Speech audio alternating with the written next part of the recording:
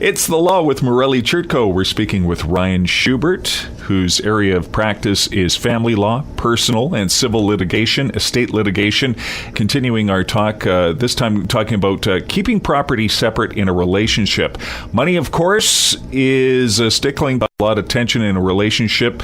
So how best to navigate the issues of income, property, and debts? Yes, well, thanks for having me. We all know that money can be a major point to any argument in a relationship. It's often the case that one partner has more income or more assets coming into a relationship. As people begin to live together, that can create a lot of tension. It's fair to think that a partnership is exactly that. So the idea that parties live together, they should be contributing equally. But there's also a consideration that you shouldn't just be simply adding up the previous lives that you had and dividing the same. So it's really important in a relationship to set expectations regarding finances and assets at the beginning so that you can remove a lot of uncertainty and tension. A starting point that a lot of people have in relationships, and this is before you know, is it going to be serious? How far is it going to go? But you've now lived together a little bit and you're starting to combine some finances.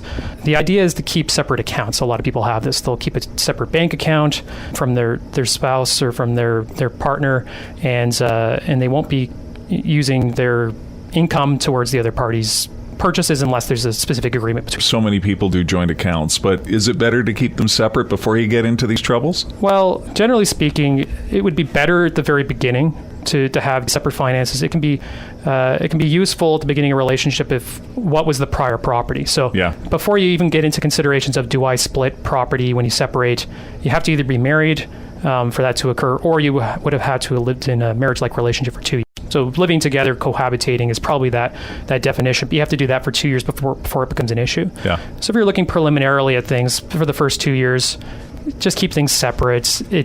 Otherwise it's going to start to get confusing. And specifically, if you do reach that 2-year threshold of living together, it makes things a little bit easier going back to say, okay, how do I divide things? Okay.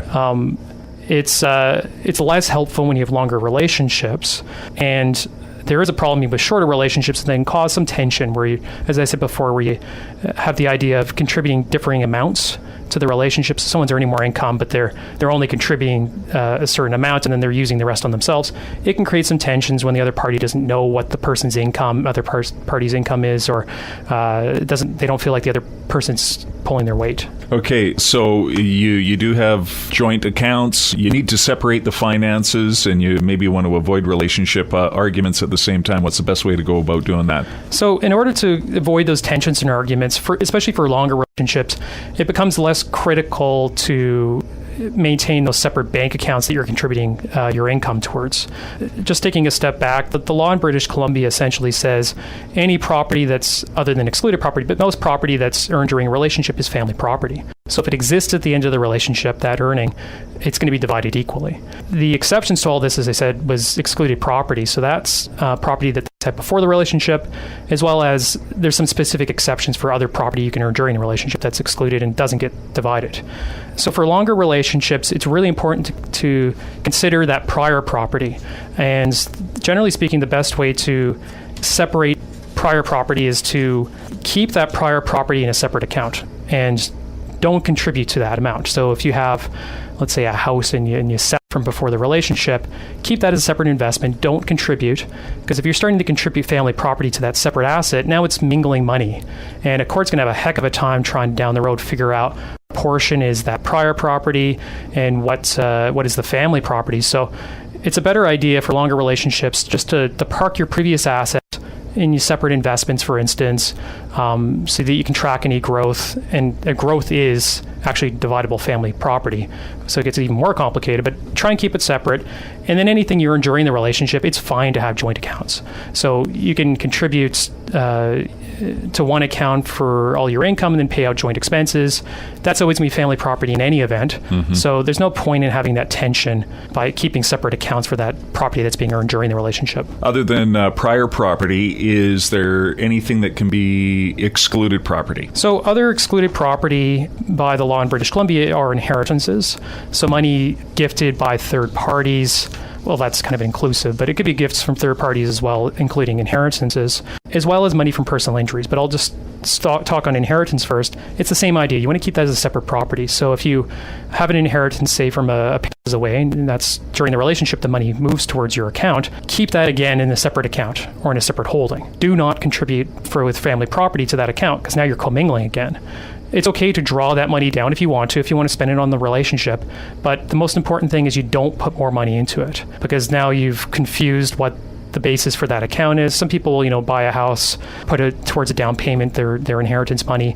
And now it's commingled. And now it's going to be confusing. Money from personal injury settlements, there is a specific exclusion for these as well, but it's only relating to money for loss and basically for pain and suffering. So different heads of damage. If you get in a motor vehicle accident, one of them will be pain and suffering. So you had to sort of injury that you're suffering from, you get compensated for that. That is not dividable, that property. So again, keep that separate. A lot of times with settlements, because most of these things do settle with motor vehicle accident, for instance, there'll be a general damage heading, so you have no idea what the money's for. Some of it's for wage loss, which is dividable because that's family property theoretically, and non-pecuniary damages. So the best course, again, with anything that you gain from personal injury monies is to keep it separate. Don't contribute further family property to it. If you've done all that, it might make things a little bit easier, but at what point should you engage a lawyer on any of the issues? It's fine to engage a lawyer during the relationship. People just think sometimes only talk to your lawyer once you separated. But a lot of times planning is very important in any relationship to know, have an idea of what's going to happen if it does deteriorate and you do separate, because a lot of relationships do unfortunately end. And people often in second relationships, they realize this more than people in first relationships. They've gone through it before. But a lawyer can deal with looking at a cohabitation or marriage agreement.